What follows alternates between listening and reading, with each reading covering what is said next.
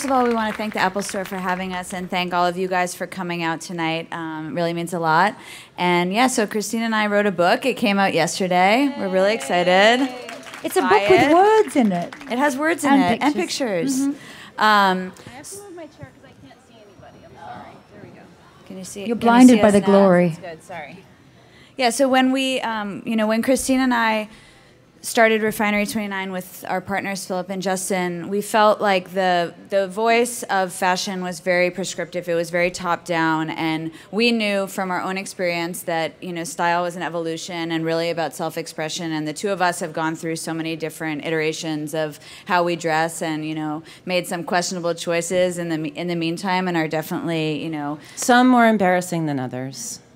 And definitely feel like it's been, a journey and something that has gone through different phases and has been also a journey of kind of finding ourselves in self-expression. So when we started the site, we really wanted to take a much more conversational tone and talk about personal style and expression and having fun with fashion. So that's really why we decided to create this book. And a lot of what inspired us too was the women that we met along the way, different people in the industry. Yeah, these guys.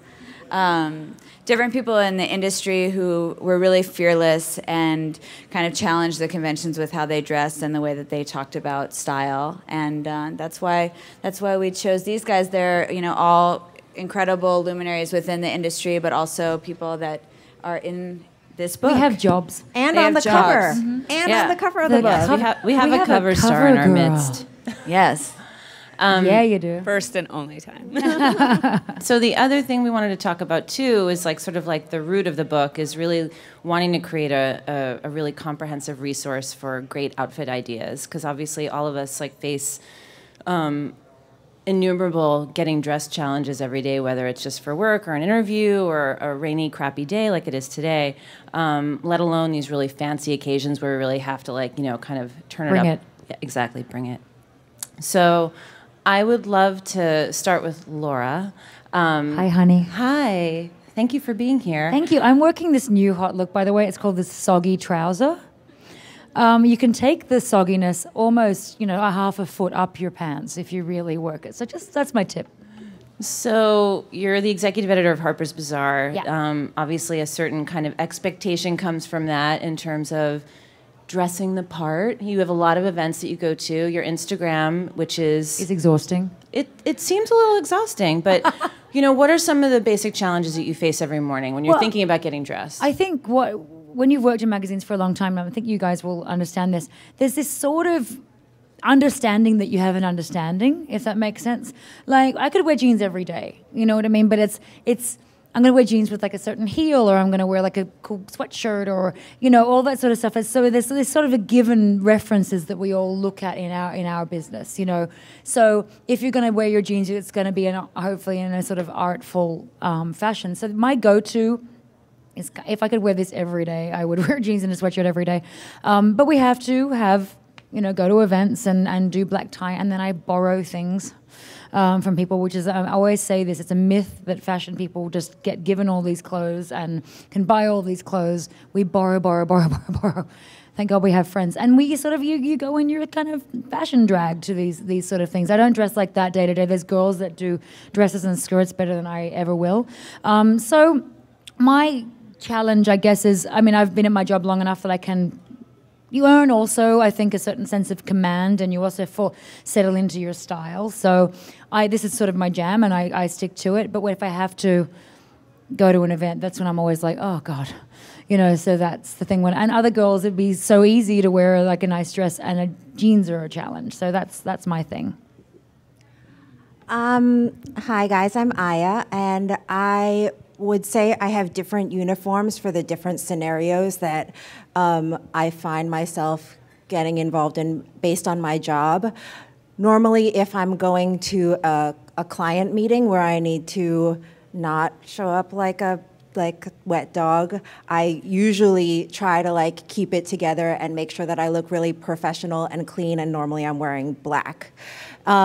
I would say when I'm on set doing photo shoots, which is a big part of my working life, whether it's with celebrity cover shoots or fashion stories, I'll be dressed like this in the most comfortable way possible because You can't do a cover shoot in heels. Exactly. You can't. Being a stylist is a really physically demanding job. You are, you know, dragging around racks of clothes. You're handling like armfuls of shoes and accessories, and you can't be too prissy. I don't know, that's not the right word, Precious. but you can't be too precious about it. And if anyone that is assisting me shows up wearing heels, they will not be working with me again, mainly just because it requires being a little bit more mobile than one might imagine. And then, I don't know, I don't go to as many black tie events maybe as you, so I don't have a black tie I try not look. to go to many. Well, one of the things I wanted to just sort of ask Preetma too is that Preetma's on the cover of our book. We have had the pleasure of, you know, sort of knowing Preetma for a while. And what's exciting about her too is that, you know, we met her at an event. At the time she was an attorney, and obviously we got to know each other, and she really had a passion for, you know, for fashion and style and expressing herself through what she was wearing. And, you know, it was a real conflict for her in her former job, and she really wanted to break into fashion. And I think that what's so exciting about her too is that, you know, moving into the fashion industry is kind of like unleash this whole transformation in you. Like, she is no longer a lawyer. She's now the market director at Nylon Magazine. She has green hair. She's a drummer in a band called Vomit Face. Just getting less She lives in Jersey as I get City. older. She's like all about sort of like, you know, breaking conventions. But tell us about that sort of particular journey and that kind of real departure, that kind of, you know, transition that you really wanted to make, and you struggled with it. I did. I mean, it's hard to make any kind of change, whether it's career or, you know, personal, like breaking up with a boyfriend, whatever it is. It's hard, and you have to take risks, and you don't know what's going to happen at the end of it. And, you know, everything, you know, there are consequences to everything. They're good and bad. So was everything great changing careers? No, like it was really hard. It's still hard. I obviously like gave up a lot of financial security. I have to worry about my bills now all the time, but I also, you know, I'm not crying every day and locking my door to my office and, you know, hoping nobody comes and like talks to me. So it's just, you have to prioritize what is important to you. And it's, whatever it is, it's fine. If it's people in your life, that's fine. You don't have to give everything to your job. If it is your job, you can do that. If it's being creative, go for that. But if you really do like just, you know, clocking into work and going home and that's it, that's fine. So you just have to decide what's right for you, and the struggle isn't so hard then, and the transition isn't so hard if you just make yourself happy first, and then everything else kind of. But you've also established a reputation for kind of being this sort of, you know, pioneer in street style too. I know it was unintended, right? But you know, yeah, the green. I want to know about the green. When did you go green? The day you left your job? It's a really mundane story. Why I went green? What happened? You fell into slime. She's the Incredible Hulk. It's really fashiony. I mean, I just can't highlight my hair. It turns orange. So I'd always want it to be greener so it wouldn't turn orange. And then I found a stylist who was like, how about just going green? I said, okay. Touche. Let's do it. But I guess it's that kind of lack of kind of self-consciousness and willingness to take risks. Like, you know, if it looked bad, I know people probably think it looks bad, but I like it. But if I didn't like it, you can change it. And even bigger risks, like changing careers, I mean, you can make a change back, and you can have a fallback plan if it doesn't work out. Like, you can't predict what happens in your life, but if you never take the risks, I mean, you're never going to fulfill your potential. And, yeah, and nothing is, you know, permanent or static. So, you know, try it. It might not work out, but that's not the end of the world. You grow, you learn, and I think that's the most important thing. Trying the process is the important part. So much deeper than street style. Well, really, and she's getting into the heart of the matter. But that's, Piera, let's bring it back. Well, no, I mean, I think that let's go back to fashion. I think the book is actually deeper than street style. It's so much, again, about expression and about risk taking and about kind of pushing yourself into a zone that's maybe not comfortable. You know, I'd be curious to hear about from you guys. You know, risks that you've taken. either in dressing or, in life that have paid off? I think back to me. No, were you even asking me? Because I'm just talking. I think it's not a risk, but I think it's interesting. There's two ways you can be risky from the start, but I think I've been doing my job for a long time. I've always been sort of jazzy, and I've always gone up to people and talked to them, and that's done well for me. I also feel sometimes you earn your risk, especially in fashion. If you've been in it for a long time and you've sort of earned your stripes and you know your designers and whatever, and then it sort of frees you up to, like, for example, Karl Lagerfeld. I can't stop grabbing him. Like, whenever I see Carl, I grab him. He's your boyfriend. He's like my human photo booth. He's like my boyfriend. And when I was like 18 years old or 20 years old, and like somebody said to me one day, just been like grabbing this poor man and going, ah, you know what I mean? But I have worked in magazines for 20 years. He's sturdy, though. He's sturdy. He's dreamy. But, I've been doing that for a long time. And my currency, after a while, I think you develop your own currency. And I'm the girl in fashion who knows what I'm doing and helps run a magazine, but I'm also sort of funny and eat my dinner and have a wine. And I think that's how people respond to me, and that's what's helped me about. And I think that's where you sort of end up finding kind of your jam. And there's people that would be like, oh, do I need to wear all Celine because I'm working at Harper's Bazaar and I need to... And it's like, but if you have confidence in something that you've earned or gained or that you just know you look better in jeans than anything else, that's the way to go. And I think that's just jumping off from what you said, like one of the most positive things about not just the Style Stalking book, but Refinery29 in general, is that they are not prescriptive about what brands you need to be wearing or what trends you need to be wearing. It is, as Piera was just saying, it is about offering their readers just the breadth of the options that are out there. And as I was telling Christine when we were in Milan, I was like, I actually read the whole site. Like, I read all the posts. And so you kind of, when you are participating in the kind of editorial that they create, you are getting the widest breadth of what the style possibilities are out there. And now as the site grows, like more lifestyle content, and it's about their point of view. It's not about, as Laura is saying, like it needs to be a $2,000 handbag or it needs to be Celine or whatever. That's not their take on things. There are other sites that have that take on things, and that's great for them. Yeah.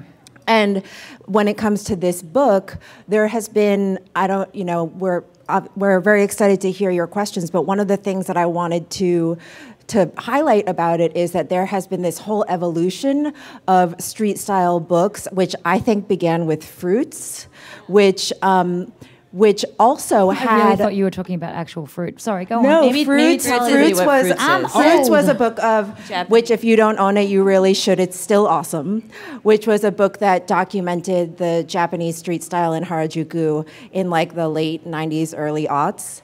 And it also wasn't, it still exists, and it has like 18 volumes, I'm sure, of additional content. But that too wasn't about brands, it was about people expressing themselves. And what Christene and Piera have done is taken a street style book motif, which is normally a kind of a glorified picture book, but given each kind of way of dressing and each expression a little bit more of an editorial shape so that you can use it and take what you like and leave what you don't. And it's easy to put on all the labels that you feel like you should put on, and I'm sure we'll get into this because we've got so many opinions on the street style and those who have currency and those who don't. But it's like there's a broader world out there. There's a certain interest that you obviously super dig denim. So do I. You know what I mean? And that's how we're always going to be. Damn it. Thank you. We're going to send you on the rest of our book tour in our place. Really? Yeah. We didn't pay her to say that, but that was really lovely. Well, it's the truth, because street style books are a category now. It's a type of book that, you'll see it at like those stand-up tables at Urban Outfitters or whatever it is where certain kind of books that have great images are featured. But what this book does not only introduces you to really cool personalities, and I'm not just saying that because I was very lucky to be in it, but it's more like you get to meet people, you get to see people who have a unique take on things, you get to see people deconstruct their outfits and show it to you in a different way. So it's like street style and more. that's and more. and more. It really More. is. So, Aya, you got the question. You're at Cosmo now, and obviously you reach such a huge, 30 million women. How do you think about kind of talking to women about fashion? What do you think is important for women to think about when they're getting dressed? I think that it's funny that you should ask this because I'm sitting here with Preetma, and she and I were chatting before we came on stage, and I was asking her about her new job at Nylon, which is where I used to work. And I think that as my own career has evolved, I think when I worked at Nylon, I had this real sense that like I was the brand. Now I work at a very mass, a more like corporate magazine environment where I recognize that there is a reader that I'm serving, but I don't consider myself that person, and that's been okay for me. Like the cosmopolitan aesthetic is like a little bit more sexy than... I've seen your new cover, and by the way, you killed it. That woman's Emily Ratajkowski. Yeah, that was a lot going on. My boss Glenda, we were doing this. Sorry to interrupt, but we did a mag front thing. We're on the same company. Yes. These magazines present their covers for their initiatives for the next year, and Glenda looked at that cover and she went, "Oh, that's a good cover." Oh, that's so sweet. And I feel like I have won as a stylist when I'm able to create an image that is like referential in some way or is saying more than just clothes, or in the Cosmo point of view, like saying more than just like sexy hot girl. And what Laura is referring to is this cover that we have out right now with Emily Ratajkowski from Gone Girl, where she's just kind of almost looks like a 70s like... What video clip? She was from Blurred Lines. She was the bouncy one, I guess is the term. She's very nice actually, and bloody beautiful. But it was actually very fashion. So they took the it girl. Now we're doing ads for each other up the line. You see what we're doing? But it was really 70s, sort of high waist jeans, great denim shirt, belt. But of course the shirt was like wow. But we actually took that sort of fashion motif and made it a bit broader, and that's what we try to do. And also, you can't go wrong with jeans and a denim shirt ever. Yeah, and I think that when I work at a magazine that is like sold at Target and at the grocery store checkout line, so I need to make sure when I'm doing my job that I am producing images that aren't exclusively for the eyeballs of fashion people like us sitting here or you guys who are clearly passionate about fashion. Like, it has to be for more than just our little micro audience. So that's what's interesting about my current... Can I ask down here? Because I want to know about the market at Nylon. Yes.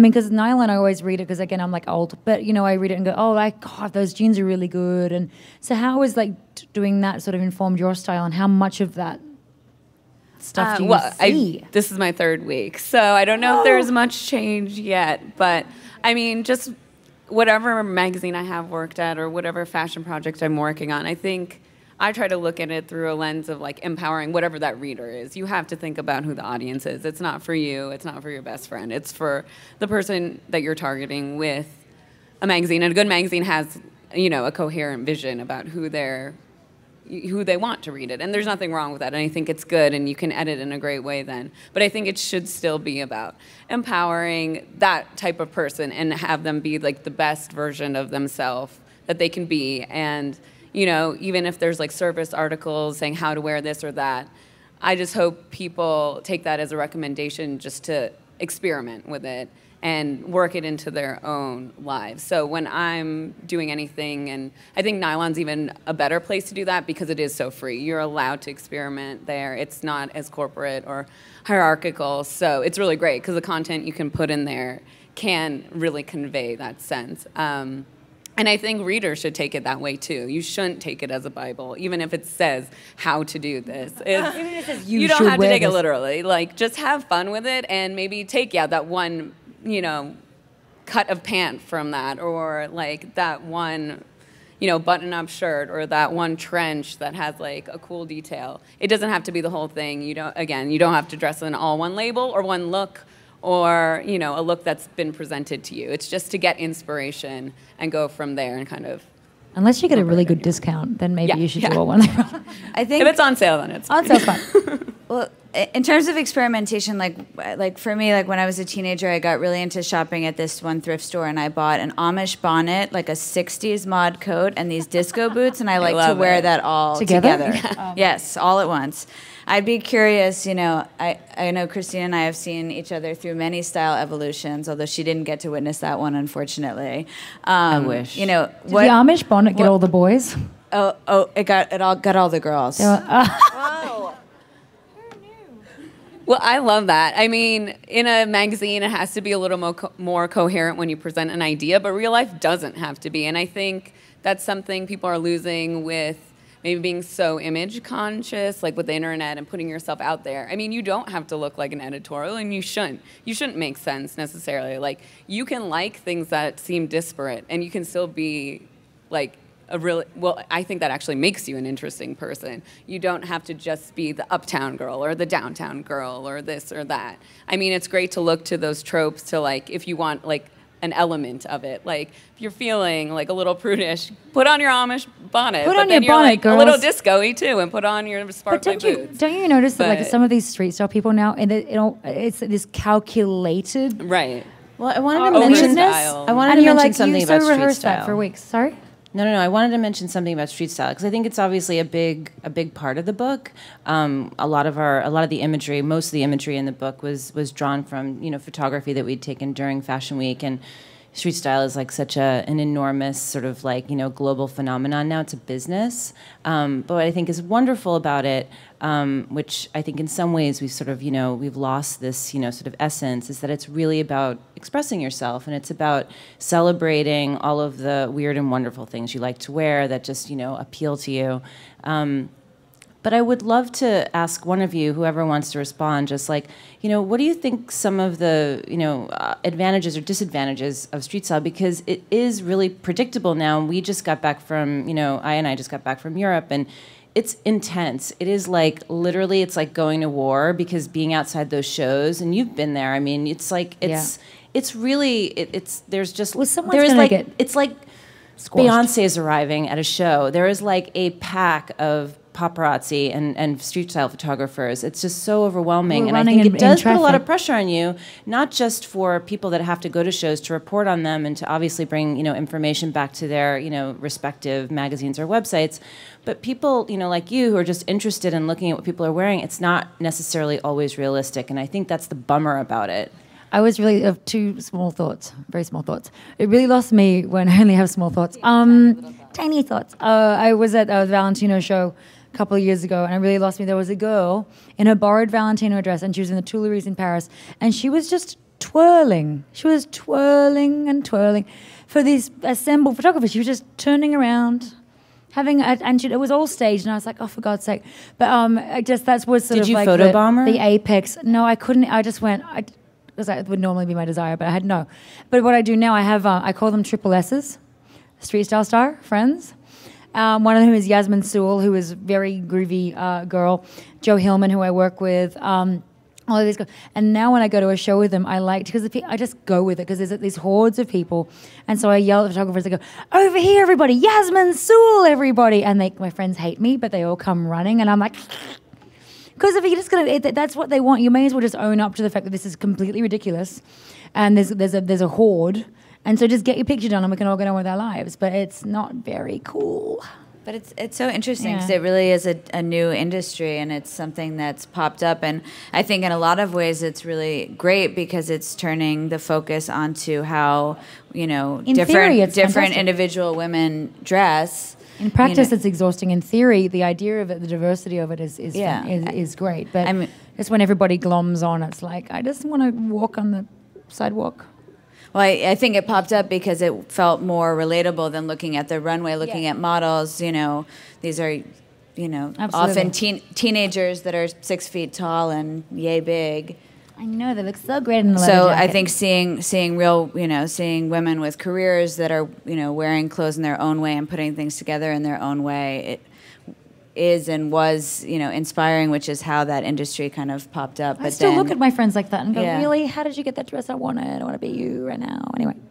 Well, and that's the thing. I think that there is like an element of like funny and ridiculous, as Christine was pointing out, and as Laura's story definitely illustrates as well, where it's like people, you know, we have observed certain individuals who will go nameless, like changing their outfit 4 times during a day, and it's like at a certain point you're like, don't you have a job to do? Like, isn't there like something else to do with your time other than like multiplying on the amount of pictures you want to be taken of you? And I think that some of the dark side of that, which I would imagine, and I haven't met all of you individually, but I would assume that some of you are people who either work in fashion or would like to, is I think that when people are following individuals on social media who they, you know, maybe they aspire to have a life like that or aspire to go to shows in Paris or do whatever those roles are, I think that the way that it looks on social media is really different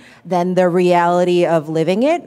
And so there's like the ridiculous of it, but then I think there's also like a little bit of a dark side where I can promise you, I certainly don't even have like a fraction of Laura's followers, but I'll post pictures that I know are in no way an illustration of what my day was like, because maybe that day sucked, but I feel like it's my responsibility to make it look like it was like a big giant party where I was hanging out with Carl. Having the best time ever. But I don't think that anyone would necessarily follow someone on social media who was like morose and such a downer.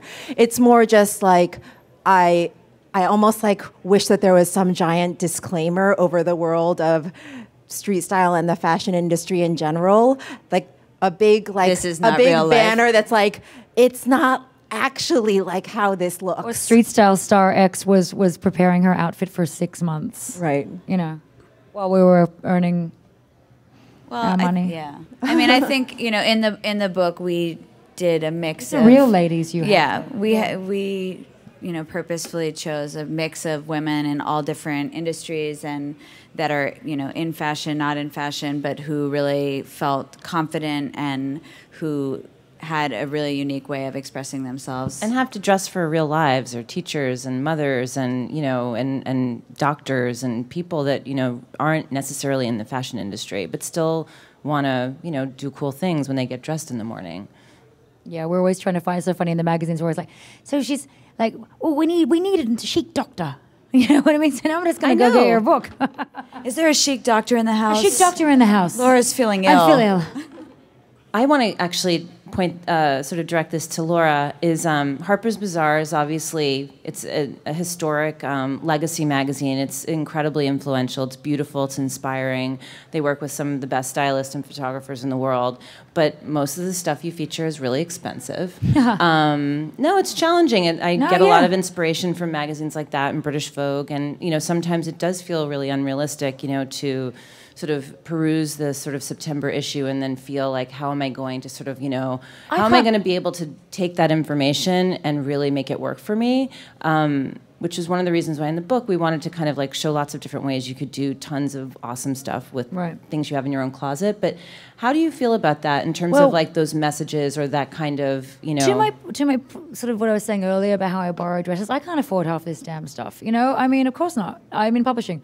But it informs your eye. You know what I mean? It makes you. I've been reading magazines since I was 9, and I would read the supermodels, and I always wanted a beat-up leather jacket because they had, or jeans because they had, and it's just a way of thinking. It's like, and we try to, like, we have pages which are lesser, and we love nothing more, and all of the editors are walking around going, oh my God, I got this.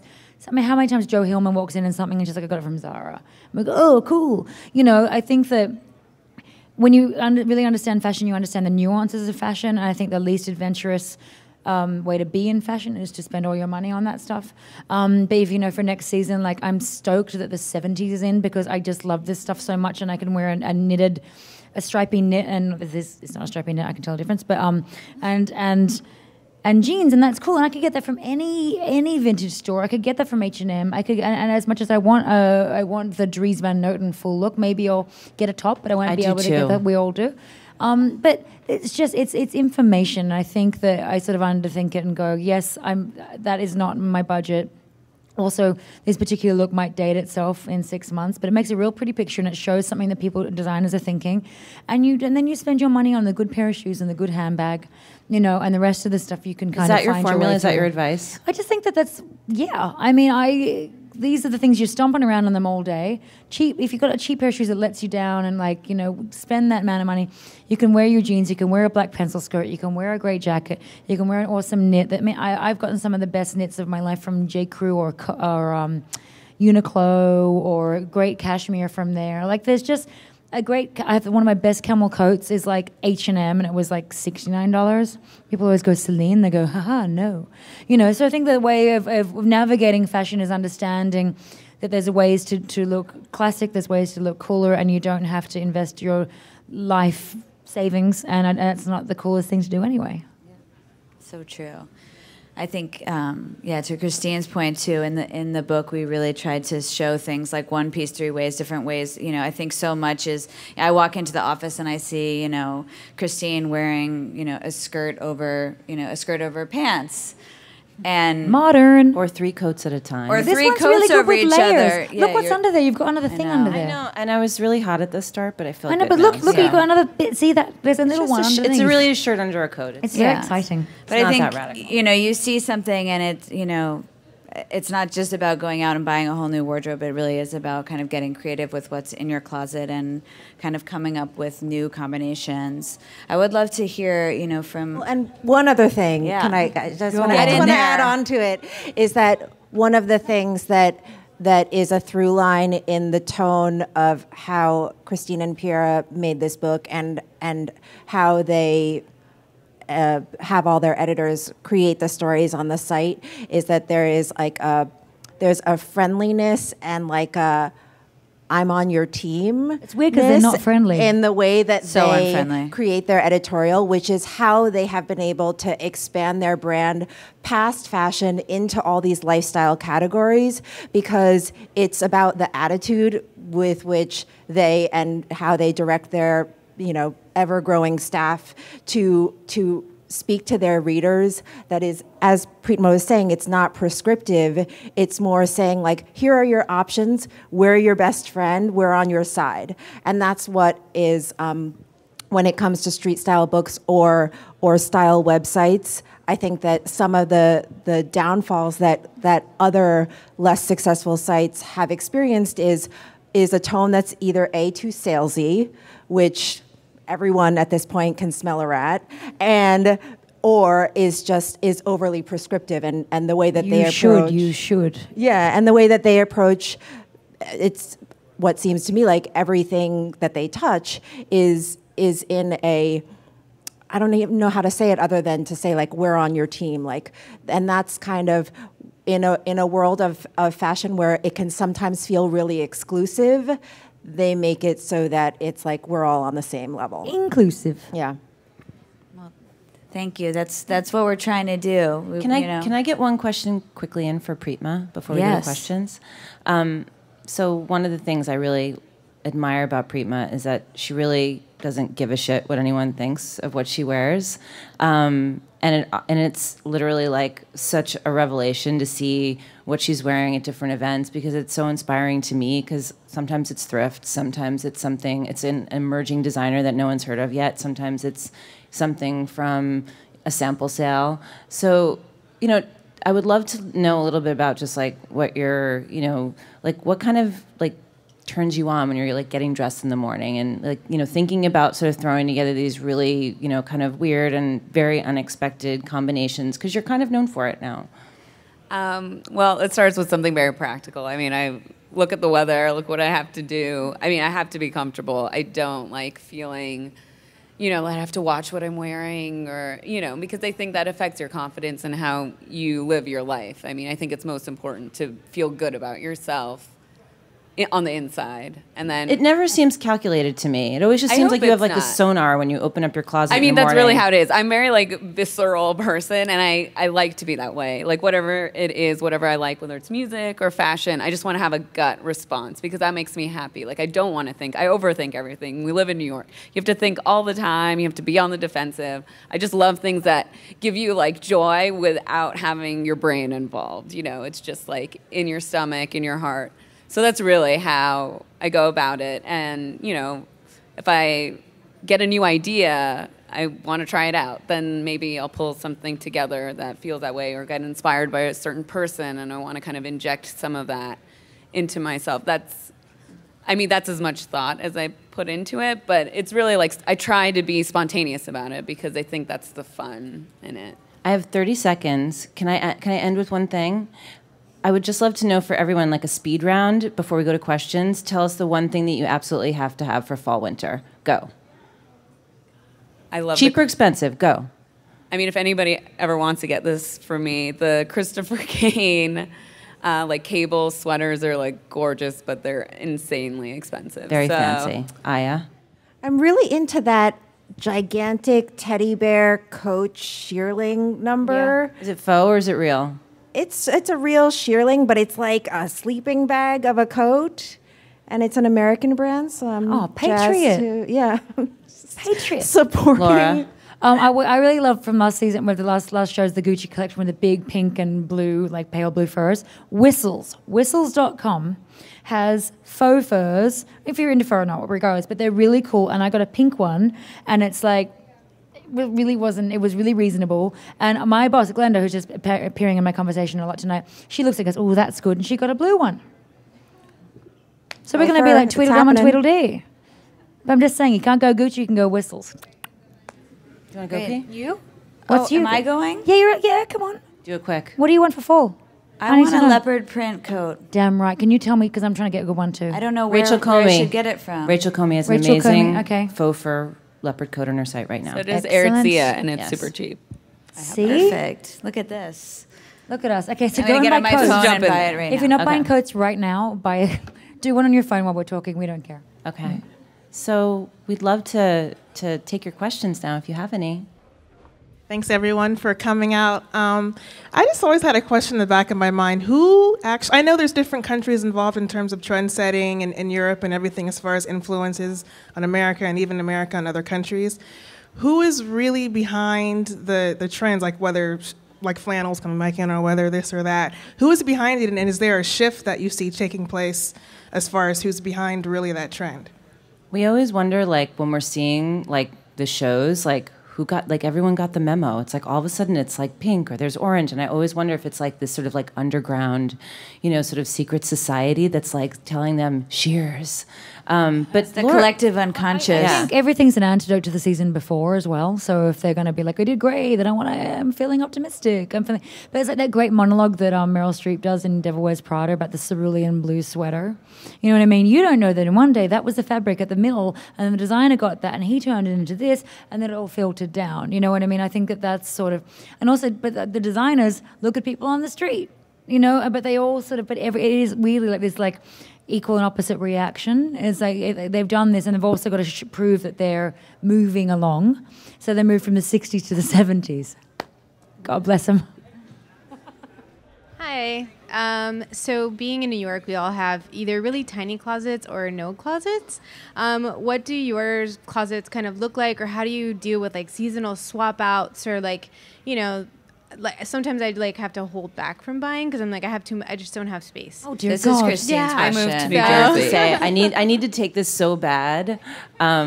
I'm a is all you. sort of compulsive purger of my closet because I'm like you. I have a really small closet, and I'm in the process of renovating a new apartment on the cheap.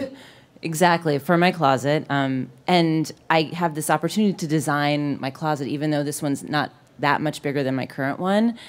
And I think it's like an enormous challenge, especially if you want to be able to access things, you want to be able to see everything. I don't believe in shoeboxes because as soon as something's like stored away, it's like it ceases to exist to me. It's like sometimes if I pull it out, unless it's like an off-season thing, which I think that's really the trick, is to really sort of have your sort of off-season stuff packed in a place where you don't have to worry about it, you don't need it right now. But I do think that having less is more, purging is so important. And I think that it really does hold you back in life, not even just in your pursuit of your own personal styles. Like the more crap that you have in your closet, it makes it absolutely impossible to figure out like who you are, what you want to wear, what looks good on you. And you really should like narrow it down to only the stuff in your closet that you know when you try on in front of your girlfriends, it makes you feel amazing. And I love that you are a purger. Oh yeah. I went to Beacons this weekend to sell stuff, and I actually bought what I'm wearing there, but I used the credit. You just I didn't replaced take it? the cash, but I went there, and the girl that was going through my She stuff know was me? like, "You work with Christene Barberich. She comes here all the time." I purge there too. I love that you're a closet purger, and I love your question. One of the things that I like to do, and in working in fashion, we are all about like a million rolling racks. So I have an extra rolling rack that I keep under my bed at home. And once a season, I take out my rolling rack, I get everything out from my closet, and this is like a weird thing that I probably shouldn't be saying in public, but like I bring over a friend who's another stylist, and I take everything out there of the alcohol closet. involved? No, but it should Really? be. Should be. I put it on the rack, and I shop as if I'm buying it again. Do you know what I mean? That's brilliant. So like I take out all the stacks of T-shirts, all the hanging things, and I arrange it on the rack as if You should do that when you go home or as this if it's weekend. That's new, your because assignment. I feel Literally like when shopping your it's closet. buried in the closet, it's kind of like when you move. When you move, you're like, "What's this?" Right? You're like renewing "What your are all vows." these things? I could have gotten rid of this 5 years ago." But if you reshop all of those things again, you kind of learn a little bit about what's not working, and you can get rid of it, buy more awesome other things, or kind of reduce the clutter. Also, life is editing. As I've realized, I am an editor, but you sort of, in life, you choose what you like and don't choose what you don't like. And if you just look at that, like I'm an editor, I'm going to edit my closet. And I find my closet as a metaphor for my life. It's like my closet's in control, my life's in control. Like when my agree with closet's you. messed up, I'm like, I'm a disaster, and then I just disappear for a week and cry. No, but you know what I mean? So just go purge.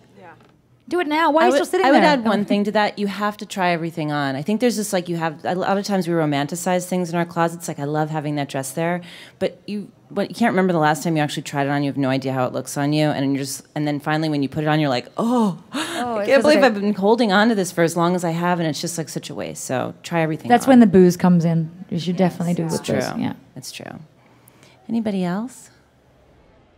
Hi, my name is Tanya. I just want to let you guys know that you guys are fabulous, all of you. I'm so Thanks, excited to attend Tanya. this panel talk. So my question is, there's amazing street style happening in the emerging markets, especially like Lagos, Sao Paulo, Dubai, Bombay. So do you think the idea of wearing ethnically driven clothing, like wearing a sari over a blazer or tunic over jeans, will happen at like the major fashion weeks? And Oh yeah, well, it's influencing the print so much. That's what I mean. Lately, last a couple of seasons ago now. No, it's so funny because there's a Lagos Fashion Week, and I think if Mickey Boardman went there, a few people, and I've always wanted to go. My friend Justin Kazakhstan. O'Shea from My Teresa went. It's freaking awesome. You know what I mean? And I think that the first way, but I think a lot of those prints are really in that. And Suno, for example, which uses, works with, that's Christine's jacket, works with those fabrics. I think that's the way, firstly, it's going to come. And I think it's going to be more and more and more. And it's so refreshing. And there's such heart in it. You know what I mean? And I think that, bigger and bigger. And we need something new to look at, so all for it. Yeah. We should auction off the questions. I'm auctioning Hi. off you. When you talked about making fashion more inclusive than exclusive, is there anyone in the market that you think, as far as brands, are doing that right now? And how do you maintain that? You mean designers or like, Zara's or things like that? Both. Price point, or just in terms of their liking people? I mean, I love Rachel Comey just because she's able to kind of draw from, you really look at her clothes and you kind of see her in them. and I feel like they're incredibly wearable, but they always make me feel just a little bit extra special. And she just is kind of fearless when it comes to like playing around with patterns and textures, and some of her stuff doesn't seem to make sense, but you try it on and it just does. So I think she's someone that really speaks to a consumer that really wants to kind of play around and explore their personal style a little bit more. That would be my suggestion. I really like designers with some soul, and that sounds sort of cheesy, but sometimes I find some of the coolest designers, that we're all supposed to go to at Fashion Week, and I don't feel anything in their clothes. And this is not a price point thing because it's expensive, but Albert at Lanvin, like he actually always says, I hate the word cool. I'm so uncool. I love being uncool. And the women he dresses, and sure they can afford, this is again not a price thing, but they're bigger and smaller, and they're doctors and they're lawyers and they're housewives, and he has such a diversity of women that he dresses for, and he loves women and he loves people. And I think you can tell that in the clothes. So that's who I love. That's how I feel about Dries Van Noten. Yeah, Dries. I feel like hang on, what do all fashion girls say? We all go, Dries. Oh my God! Yeah. If he was straight, I would marry him. I held or hands adopt with. me. I don't know. I just love Dries, but I feel that way. It's depending on who puts it on, it just looks completely different, but it fits almost every personality, age, skin color, whatever it is. It just like seems to work, and obviously it's on the higher price point. But he's I like just love that. No, totally. I didn't mean to interrupt you because I'm just so excited because he's Dries, but he's like completely in control of his company, and I feel like you can tell like all of his stuff is produced in Belgium, or most of it's in Belgium. But I'd literally this past Fashion Week was the first time I went to a Dries show, and I was literally sitting next to this woman who I'd just met, and we were holding hands during the show. I was like trembling with excitement because it was so amazing, and it really fulfilled all of my dreams. It was incredible. And more? And more, and more. Yeah, and I think that's an important thing, that he also runs his company, quite ethically, and he's in control of it, because you can get that soul, like that's part of the designs, and that's why I think there's that human connection with any kind of woman or man. If you're buying the men's collections, it's real. It's not it's not a private equity group trying to like maximize profits. It's a real. There's designer a lot of that. Loves what he does. So. I have 3 questions, but I'll just... You cheeky monkey. Do you want one or Sneaky. 2? Okay, I'll start with one. It's quite... Okay, how do you pick your next upcoming designer to talk about? Do you actually... Do you go by publicists who keeps sending stuff to you and drumming it into your ear, or do you go out and hunt for them? Those are usually and the how ones do we you don't go pick them? to. How do you pick them? You don't want to be bombarded by anything. Yeah, you normally that's right. hear. It's so grapevine-y too. It's like, I remember actually Prabal. I think we were the first magazine to feature Prabal. Somebody had been down there like, oh my God, you should see this like red, amazing collection this guy's done. We talk a lot to each other. You know what I mean? The least appealing pitch, the least appealing way to find a designer is through a PR just blasting you with stuff because you're like, I'm really busy. Exactly. Like, for example, I just went this morning to see, and I hadn't met him before, Del Pozo, Josep Font, who's a Spanish designer who has the most exquisite clothes. He was actually trained as an architect, he did couture, and it's just, I haven't seen anything like that in a long time. But I heard about that because I would see somebody wearing a dress at a party, and then I went to one of the shows, and I went to the show just this season, and I was like, I'd missed a couple, and I was like, oh my God, I want to go and meet this guy. And he's the most adorable guy. Went down there in the rain, soggy pants, and he was talking me through this stuff, and I was like, this is glorious. And it's because he turned something on in my mind, and everybody at work who's seen a lot of stuff, we're all like, oh my God, did you see what he did with the shells on the... And that's where you find but people seem to think that they need to go through a publicist to get out there. So I mean, it helps sometimes, but not if you don't have the raw stuff. There's no point, Yeah, and it's the second question is listening to you guys speak. It's quite Australian. I'm Australian. Hi. Yeah. How's it going? And I'm a couturier, and I'm quite established in Sydney, but I'm in New York because I'm a New York resident as well, and I don't find enough time to be here.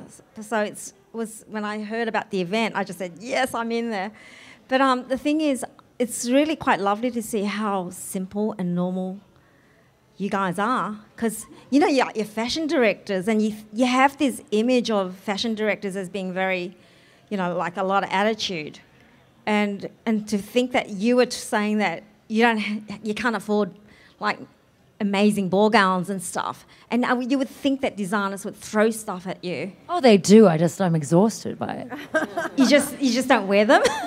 I've got a bag of stuff back there. No, I mean, look, the longer you work, you obviously, after a while. I remember once I had an assistant. It was a couple of years ago, and she was like quite a fluffy, pretty, poshy girl, and somebody sent me a dress, like Calvin Klein dress or something, and she said, "Oh my God, you're so lucky that you got that dress." And I sort of turned around and kind of ate her face. I was like, I've been working in magazines 18 years. I better get a free dress by now. But, you know, it's like you get that because sometimes if you work really hard, it's like anybody. If you're a dentist, if you don't do teeth right, or if you're a doctor, or this is my job. And if I work with people and I put clothes on people and I put clothes on celebrities sometimes, so I'm gonna occasionally get a dress because I've worked 20 years now, and I'm occasionally gonna talk to a celebrity because it's my job. So I think that's everything becomes a job, and I think a lot of the preciousness of fashion comes out of it because we are looking at clothes on a rack, and they're beautiful clothes and amazing clothes, but we're making the dream from those clothes. But sometimes you're like, oh, it's just a lot of clothes, and it gets a little desensitized in a way. We still look at a Dries show and go, oh my God, you know. But when you're doing a couture shoot and all the dresses are shoved on there, it's like it's your job, you know. Yeah, It's the job. I knew the Aussie would have 3 questions. So cheeky. Yeah. Thanks everybody for coming. Yeah, thank you guys so much for Yeah, coming. thank Don't you forget so to buy much. Style Stuff.